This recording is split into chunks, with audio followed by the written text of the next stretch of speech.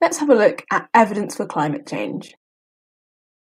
So the climate is always changing, and the climate has changed during the Quaternary period, which is starting from 2.6 million years ago to the present day. There have been regular cold periods, which last about 100,000 years, and then warmer interglacial periods, which last about 10,000 years. The most recent glacial period finished about 15,000 years ago, but there is no sign of this current interglacial period ending. In the last century, global temperatures have risen sharply. This is a form of climate change called global warming. Let's just do a quick recap of that. So, glacial periods last about 10,000 years, which means that glacial periods last about 100,000 years.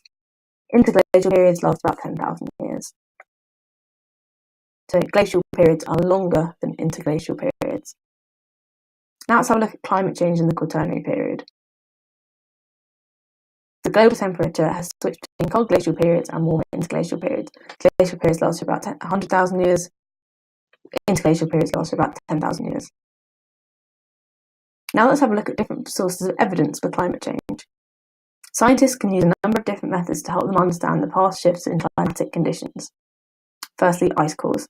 Ice cores can be obtained into ice sheets. Every year, one layer of ice forms on top of the ice sheets. Analysis of the gases in the core allows scientists to determine the temperature for each of the last 400,000 years. Temperature records are also a technique used, which have been measured and recorded globally using thermometers since the 1850s. This record is highly reliable but also very short-term. Historical records from sources such as newspapers can be used to paint a slightly longer-term picture. Sediment cores.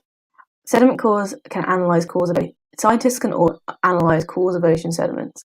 Analysis of the remains of organisms in these cores can help us lengthen the temperature record back to 5 million years ago. Tree rings.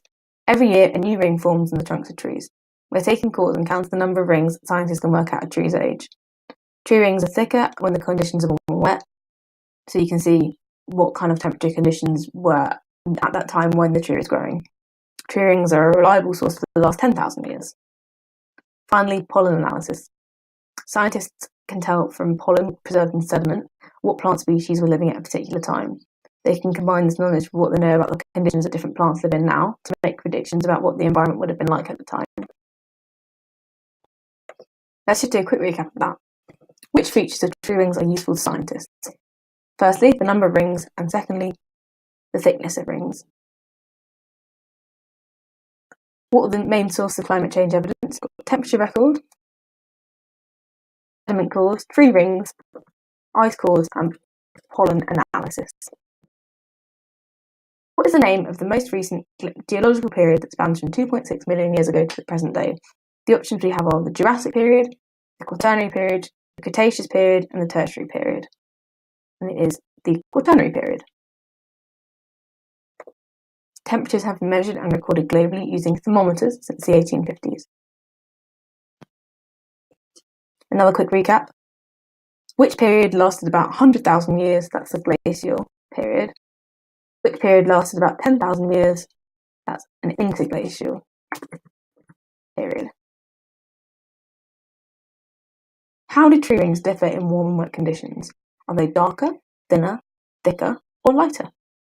So in warm, wet conditions, tree rings they'll be thicker.